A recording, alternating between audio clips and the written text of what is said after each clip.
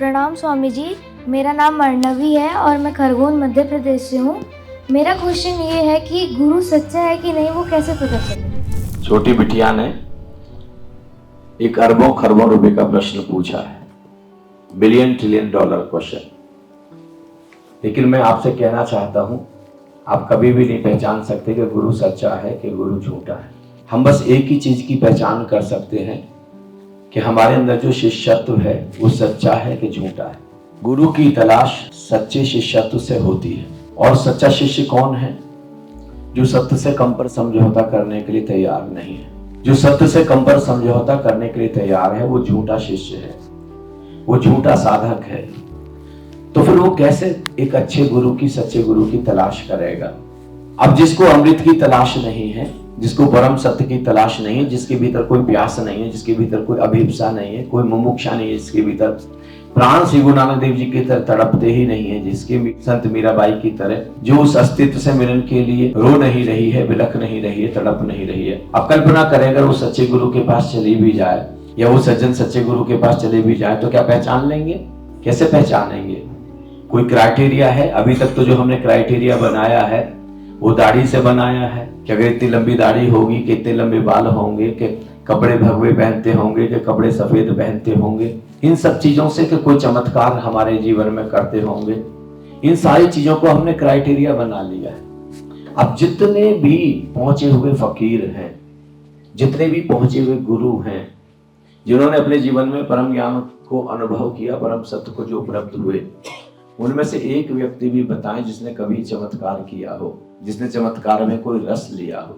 ओशो जब एनलाइटेंड हुए तो एक व्यक्ति बीमार था, गलती से ऐसे ही हलवाई की दुकान से उठा करके एक बर्फी दे दी कि जा इसको खा ले तो ठीक हो जाएगा, और वो ठीक हो गया। ओशो ने दिया है जब, तो किसी को पता लग गया। अब एक सज्जन आ गए सुबह सुबह उनके पास में कि मैं बीमार हूँ, बहुत बड़ी बीमारी है और मुझे पता चला बस आप ही ठीक कर सकते, मुझे बस एक गिलास पानी दे दें, मैं पानी अपने ऊपर छिड़क लूंगा, पी लूंगा, मैं ठीक हो जाऊंगा। ओशो ने कहा कि मेरे पास कोई चमत्कार नहीं है, मैं पानी नहीं दे सकता।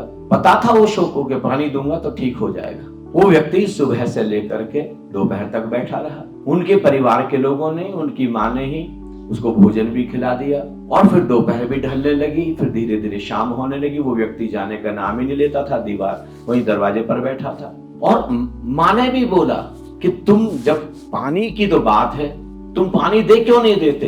और फिर ओशो ने कहा कि पानी मैं दूंगा और मुझे पक्का पता है कि इसकी बीमारी ठीक हो जाए, और फिर मेरे पास ऐसे ही लाखों लोगों की लाइन लग जाएगी और मैं किसी विराट पर्पस से धरती पर आया। ये मेरे जीवन का पर्पस नहीं, बीमार लोगों को ठीक करना मेरे जीवन का उद्देश्य नहीं है, इसलिए कितना भी सर पटक ले मैं पानी नहीं दूंगा। और ओशो ने पानी नहीं दिया। लेकिन हम गुरु किसको मानते हैं? जो हमारी बीमारी ठीक कर दे। हम सच्चा गुरु किसको मानते हैं? जो सिर पर हाथ रखे और धन की बारिश करा दे। हम गुरु किसको मानते हैं? हम ऐसी चीजों की कसौटी, सच्चे शिष्य बने, एक गहन प्यास से भरे, एक अभिप्सा से, मुमुक्षा से भरे। और मैं आपको गारंटी लेता हूं, आज तक कभी ऐसा अपवाद नहीं हुआ कि अगर मीरा रोई हो, तड़पी हो, झरझर आंसू बहे हो और एक सच्चा गुरु संत रविदास के रूप में ना मिला हो।